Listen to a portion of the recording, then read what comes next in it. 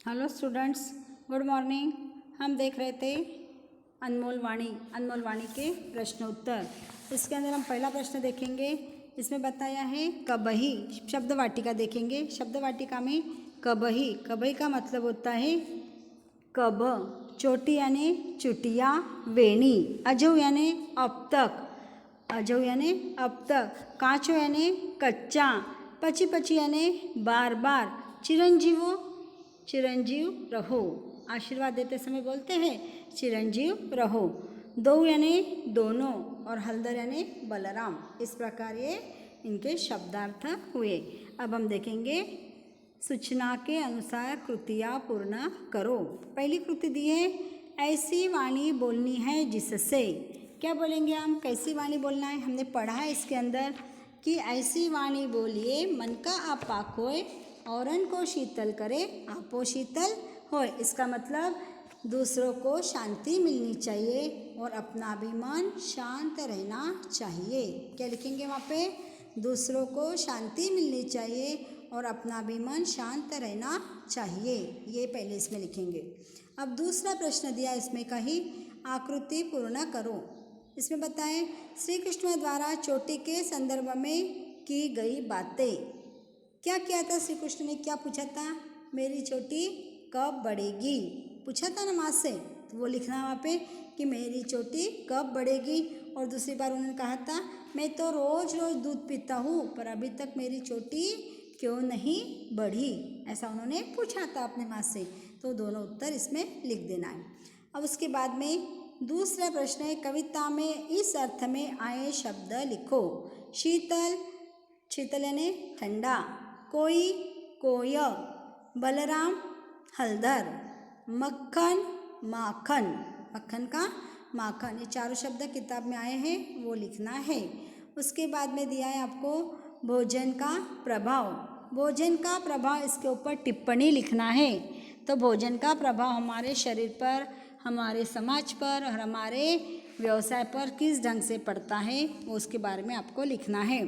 सबसे पहले ऐसा लिखना, सुखी रहने के लिए स्वस्थ रहना बहुत आवश्यक है। शरीर स्वस्थ रहेगा तो मन शांत रहेगा, मन स्वस्थ रहेगा और यदि मन तंदुरुस्त रहा तो सारे काम उसके बनते जाएंगे। और तंदुरुस्त रहने के लिए क्या आवश्यक है? तो भोजन जरूरी है। भोजन पे ही निर्भर करता है।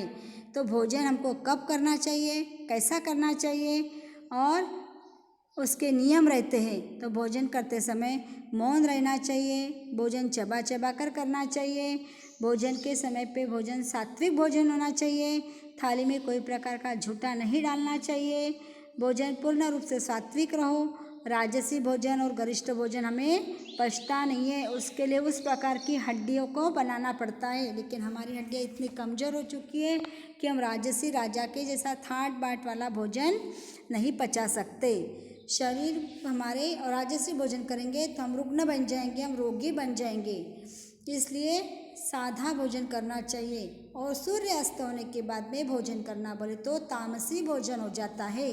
जैसा सूर्य की जो किरण है वो समाप्त होने के बाद में तमस शुरू हो जाता है, तमस यानी अंधकार, उस भोजन को कहते हैं तामसी भोजन। हाँ, तामसी भोजन हमारे शरीर पर, मन पर, बुद्धि पर घातक प्रभाव करता है और इससे अनेक बीमारियां उत्पन्न होती है। जैसे क्या हमारा स्वभाव चिड़चिड़ा बनता है, क्रोधी बनता है, चिंताग्रस्त बनता है और हमारी बुद्धि कैसी होती है? स्थूल और जड़ प्रकृति की बनती जाती है और हमारे मन की, हृदय की संवेदना निष्ठुर बन जाती है, संवेदन शून्य बन जाते हैं हम। भोजन से शरीर को पोषण होता ही है। मनुष्य का व्यक्तित्व गुण, कर्म, स्वभाव और संस्कार से बनते हैं। इसलिए कहा है कि भोजन सात्विक करना चाहिए। इस भोजन, जैसा भोजन खाइए तैसा ही मन होए। जैसा हम भोजन करेंगे वैसा हमारे मन बनते जाएंगे। इसलिए हमें भोजन करते समय ध्यान रखना चाहिए कि हमारा भोजन सादा और दिन के पहले यानी सूर्य अस्त होने के पहले भोजन कर लेना चाहिए। भोजन करने के बाद में रात को यदि हम भोजन करते हैं और उसके बाद में तुरंत हम सो जाते हैं तो हमारा भोजन पचन होता नहीं और हमारी बीमारियां पैदा होते रहती है।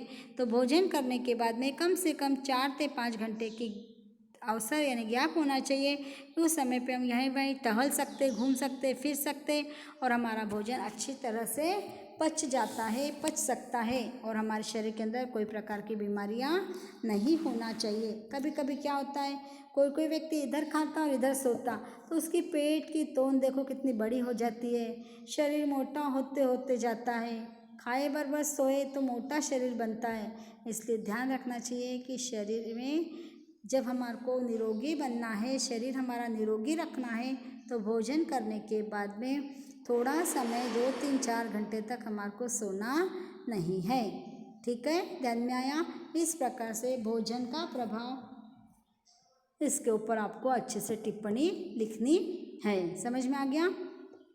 अब उसके बाद का जो प्रश्न है वह, उसके बाद का प्रश्न आपको एक कल ये बताया हुआ है कि पाठ में आए काल के वाक्य ढूंढकर अन्य कालों में परिवर्तन कीजिए। मैं आपको वाक्य दे दूंगी, आपको परिवर्तन करना और नोटबुक में लिख लेना। ठीक है। उसके बाद का है उपयोजित लेखन। आगे कुआं पीछे खाई, इस कहावत का अर्थ लिखकर उसे संबंधित कोई प्रसंग लिखो। आगे कुआं पीछे खाई यानी एक काम अच्छे करने के लिए दूसरे काम के लिए हमको झूठ बोलना पड़ता है, और वो यदि हमारा झूठ सामने आ जाए तो हमारे घर वाले पे, हमारे स्कूल वालों पे, हमारे टीचर पे क्या प्रभाव होगा, इस बारे में लिखना है। तो आप मन से लिख सकते हो तो लिख लेना, नहीं तो फिर बताना पड़ेगा। ठीक है, ध्यान में आया ये भी। अब आगे का प्रश्न है, स्वयं अध्ययन करके है। हाफ मैराथन में सफलता प्राप्त करने के लिए कौन कौन सी तैयारियां करोगे, लिखो।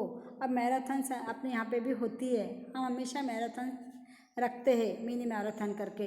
तो आप रोज़ रनिंग करते हो, भोजन कैसा करते हो, रात के समय कितना उसके लिए प्रैक्टिस करते हो, ये सारी बातें आपके मन से उसमें लिख लेना।